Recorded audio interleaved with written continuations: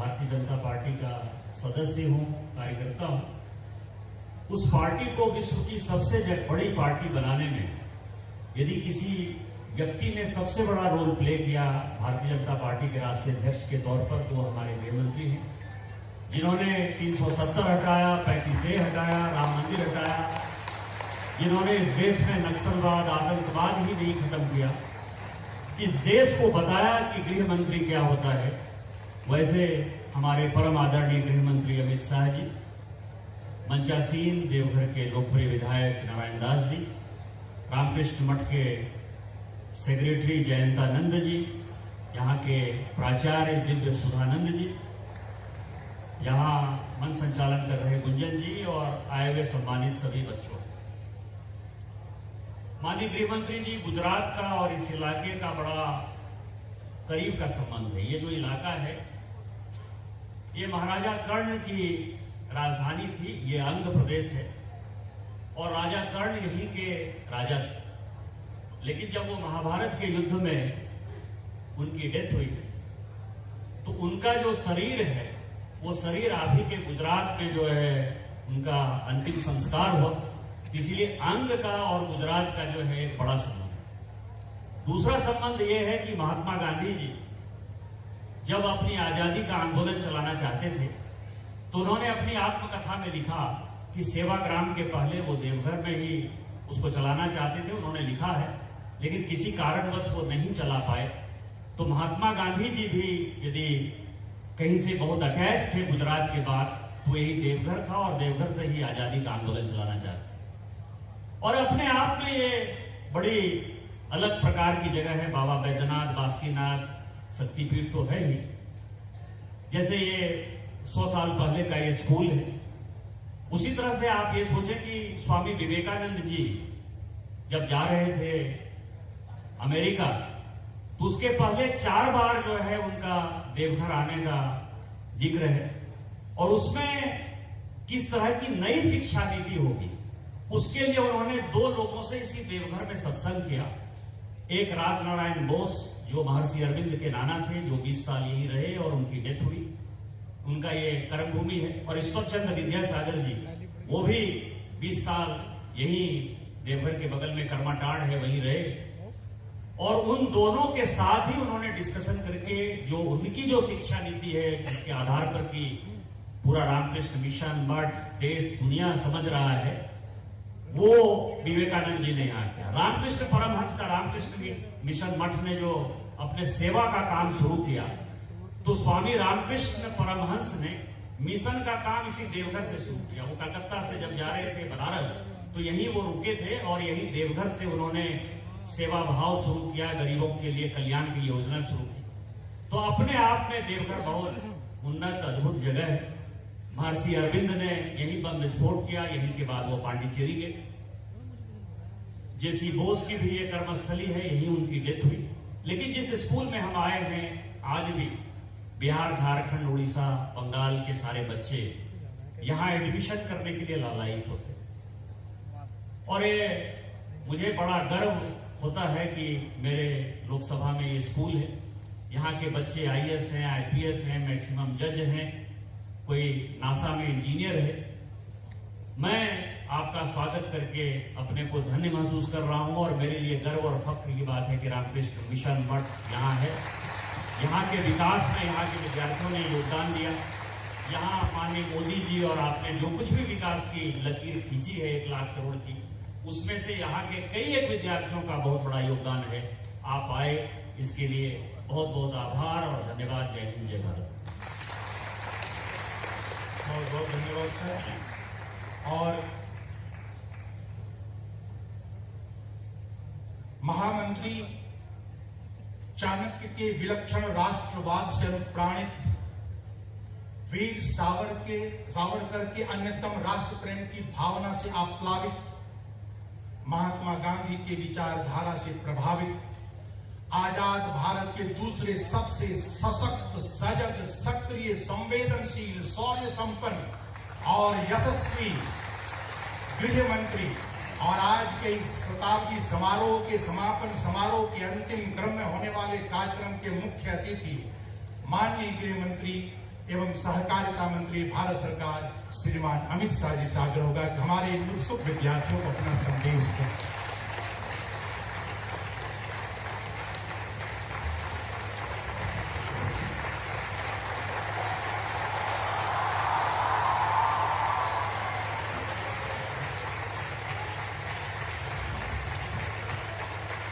बच्चे मेरे साथ बोलेंगे, भारत माता की, भारत माता की।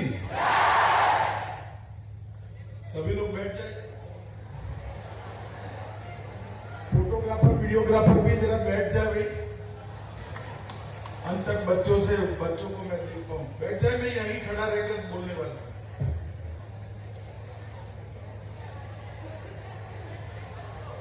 मंच पर उपस्थित स्वामी जयंतानंद जी, सचिव रामकृष्ण मिशन विद्यापीठ देवघर, स्वामी दिव्य सुधानंद जी,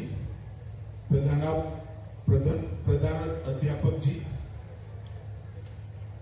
संसद में मेरे साथी और यहाँ के सक्रिय और यशस्वी जन प्रतिनिधि डॉक्टर निशिकांत दुबे जी, यहाँ के लोकप्रिय विधायक श्री नारायण दास जी, और आज जिनको के सभी भावना से आप्लावित, महात्मा गांधी के विचारधारा से प्रभावित, आजाद भारत के दूसरे सबसे सशक्त, सजग, सक्रिय, संवेदनशील, शौर्य संपन्न और यशस्वी गृह मंत्री और आज के इस शताब्दी समारोह के समापन समारोह के अंतिम क्रम में होने वाले कार्यक्रम के मुख्य अतिथि माननीय गृह मंत्री एवं सहकारिता मंत्री भारत सरकार श्रीमान अमित शाह जी से आग्रह होगा कि हमारे इन उत्सुक विद्यार्थियों को अपना संदेश दें।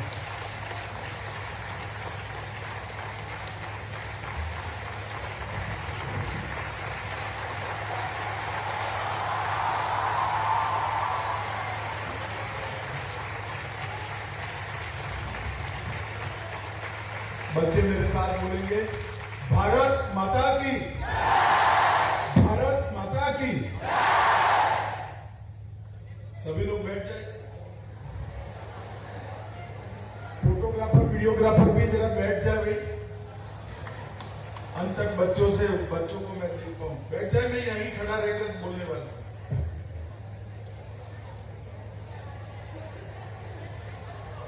मंच पर उपस्थित स्वामी जयंतानंद जी, सचिव रामकृष्ण मिशन विद्यापीठ देवघर, स्वामी दिव्य सुधानंद जी, प्रधान अध्यापक जी,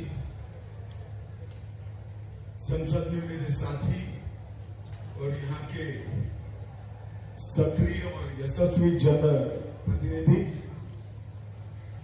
डॉक्टर निशिकांत दुबे जी, यहाँ के लोकप्रिय विधायक श्री नारायण दास जी, और आज जिनको मैं मिलने के लिए आया हूं, जैसे रामकृष्ण मिशन के इस विद्यालय के सभी विद्यार्थी, एम्स और इंजीनियरिंग कॉलेज से भी पधारे हुए सभी विद्यार्थी भाई बहनों को मेरा नमस्कार।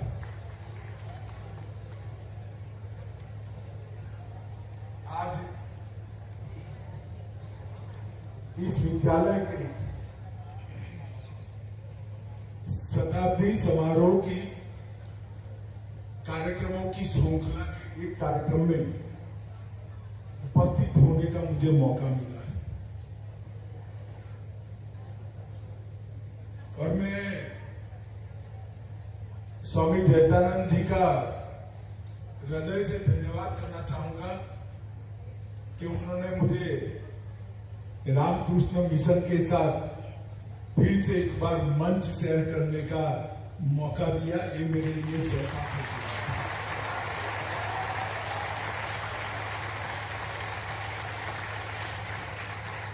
विद्यार्थी मित्रों, कोई भी संस्था 100 वर्ष तक चलती है तो ये निश्चित हो जाता है कि इसको चलाने वाली संस्था, इसका प्रेरक बल और चालक बल समाज के लिए संस्था को चलाता है। जो संस्थाएं समाज के लिए नहीं चलती है वो 100 साल तक कार्यशील ही नहीं है।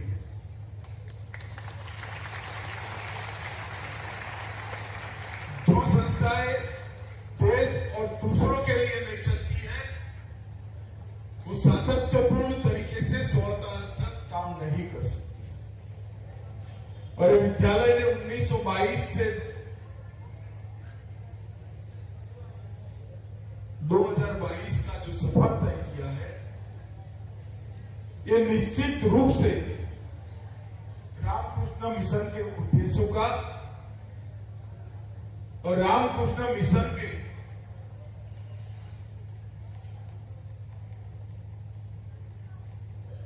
चलाने वाले सभी त्यागी तपस्वी संतों का, सन्यासियों का तपस्या का ही सुफल है कि 100 साल से ये संस्था चरित्र निर्माण का, व्यक्ति निर्माण का काम कर रही है। स्कूल में से बच्चा बाहर निकले, इंजीनियर बन जाए, डॉक्टर बन जाए, वैज्ञानिक बन जाए, जज बन जाए, न्याय के क्षेत्र में काम करने वाला कोई महाधिवक्ता बन जाए, ये देश के लिए अच्छाई है। मगर स्कूल ऐसे विद्यार्थियों को अपने स्कूल से बाहर बैठे जो चारित्रवान हो और साथ में डॉक्टर भी हो, जो चारित्रवान हो साथ में इंजीनियर। ये दोनों के बीच में बहुत बड़ा अंतर है। और मैं 12 साल की उम्र से सार्वजनिक जीवन में जुड़ा हुआ हूं। इतने लंबे सार्वजनिक जीवन में कई शैक्षणिक संस्थाओं और रामकृष्ण मिशन के विद्यालय से बाहर निकले हुए विद्यार्थियों का मेरा संपर्क आया है। दोनों के बीच में एक अंतर है, चारित्र का, चारित्र निर्माण का, और चारित्र निर्माण के साथ साथ देशभक्ति से युक्त नागरिक।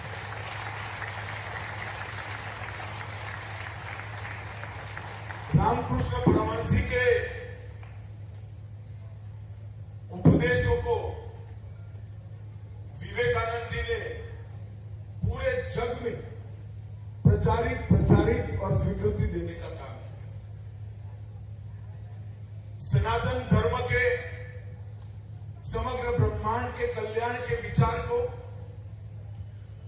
दिग दिगंत तक विवेकानंद जी ने पहुंचाने का काम किया। और उसी आदर्शों से बनी हुई रामकृष्ण मिशन ने, मैं निश्चित रूप से मानता हूं कि आजादी के बाद के कालखंड में रामकृष्ण मिशन से, इसके विद्यालय से निकले हुए विद्यार्थियों ने भारत निर्माण में अपना बहुत बड़ा योगदान दिया है। इसमें कोई संशय मेरे मन में नहीं।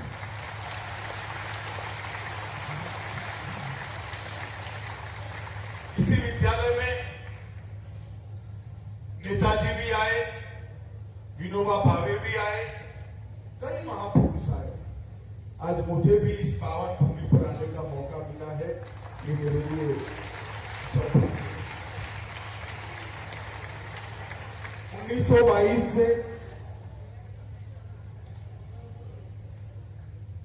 यहां पर स्वामी शिवानंद जी महाराज और स्वामी तुरानंद जी महाराज ने इसकी स्थापना की। तब से लेकर अब तक एक बहुत कठिन परंतु यशस्वी यात्रा इस विद्यालय ने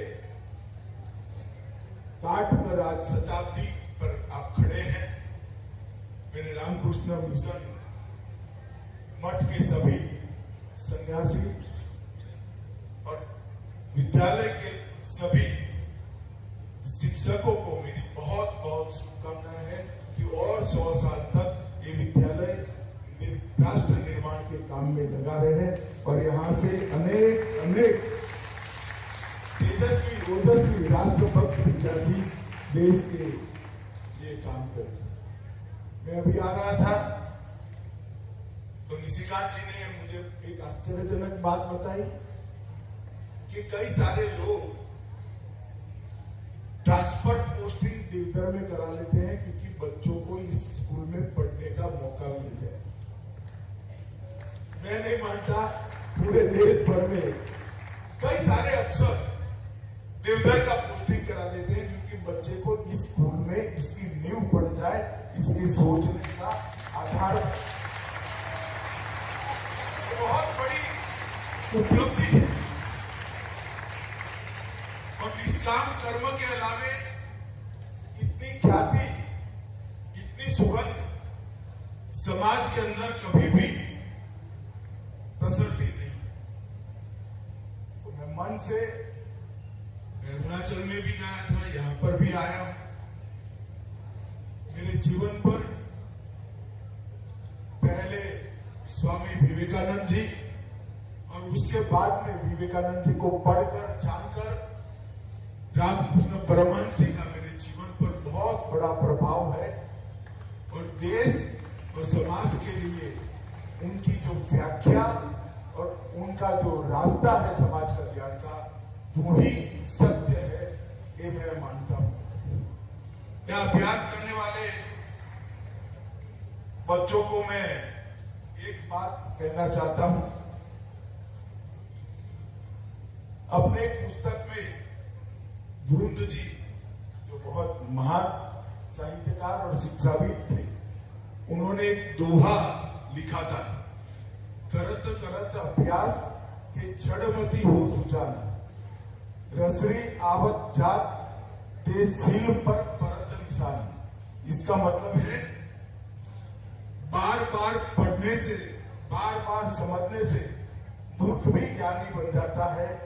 जैसे रस्सी के एक कई बार घिसने से कुएं के पत्थर पर भी निशान पड़ जाता है। तो मैं विद्यार्थियों को कहना चाहता हूं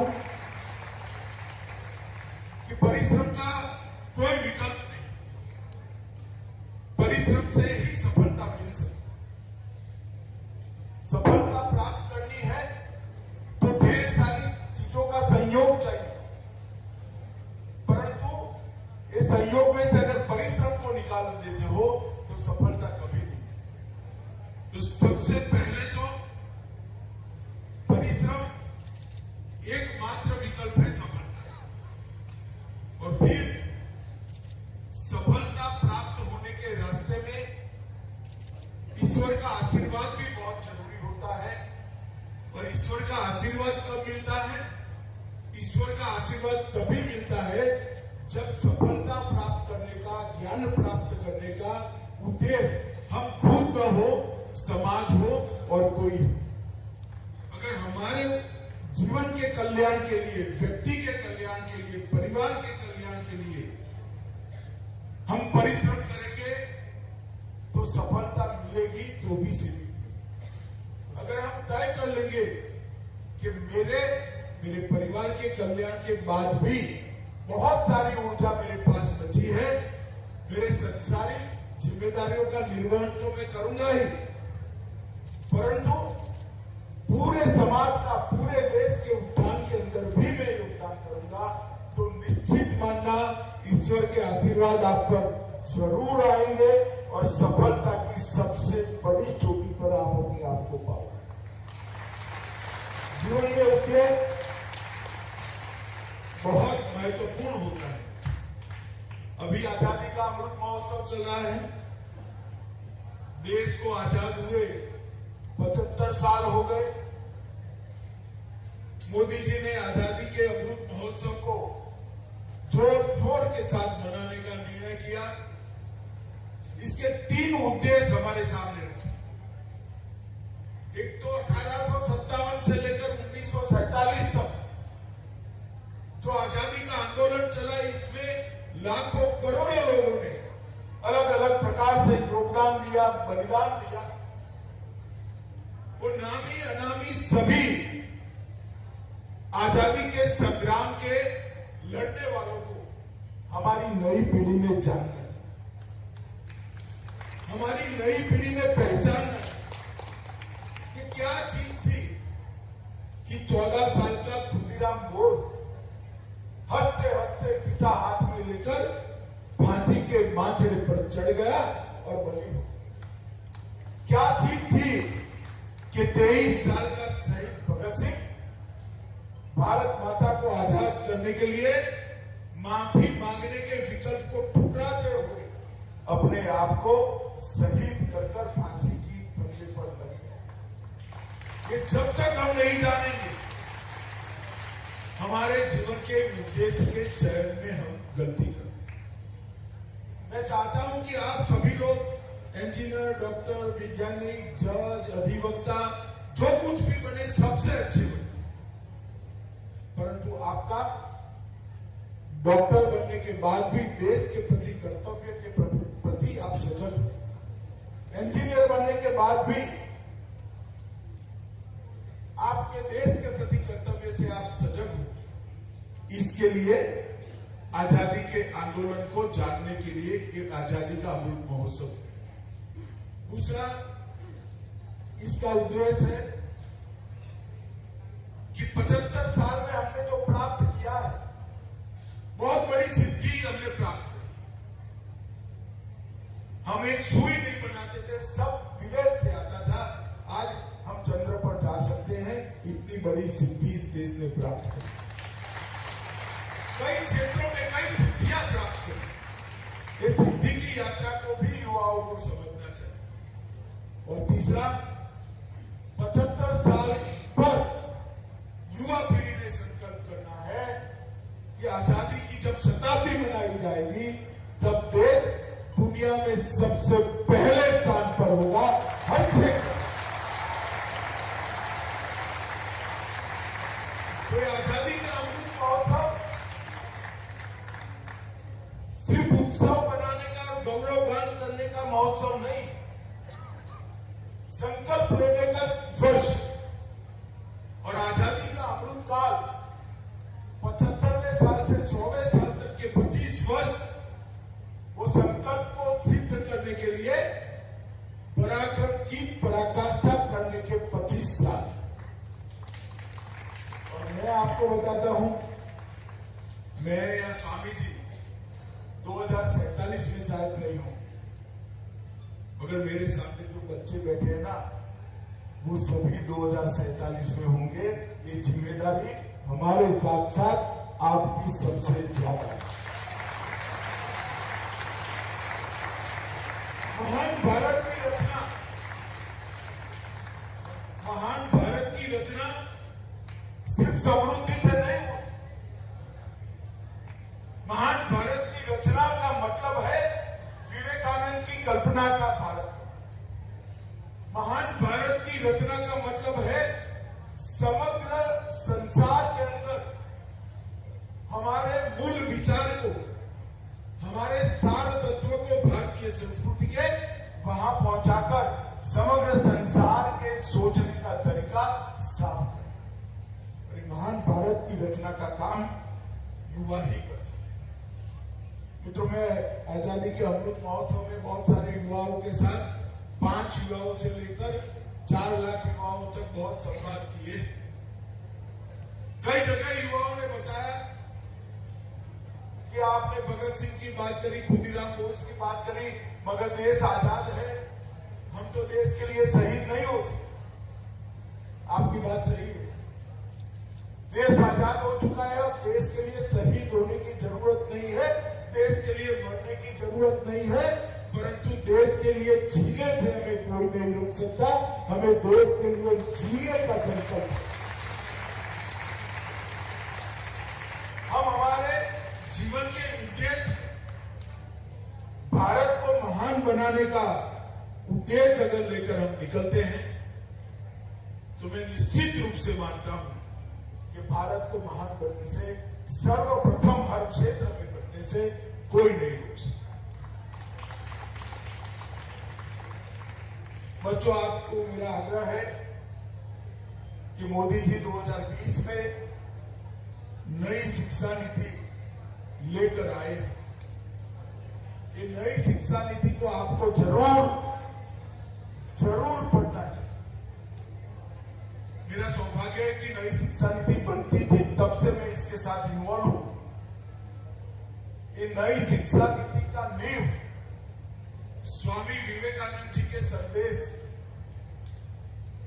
स्वामी जी ने कहा था, जो शिक्षा आम नागरिक को जीवन के संघर्ष के लिए समर्थ नहीं बनाती, जो शिक्षा विद्यार्थियों में चरित्र निर्माण नहीं करती, जो शिक्षा बच्चों में परोपकार का भाव निर्मित नहीं करती और सिंह जैसा साहस पैदा नहीं करती, वो शिक्षा अधूरी है, आधी है और उद्देश्य भी है।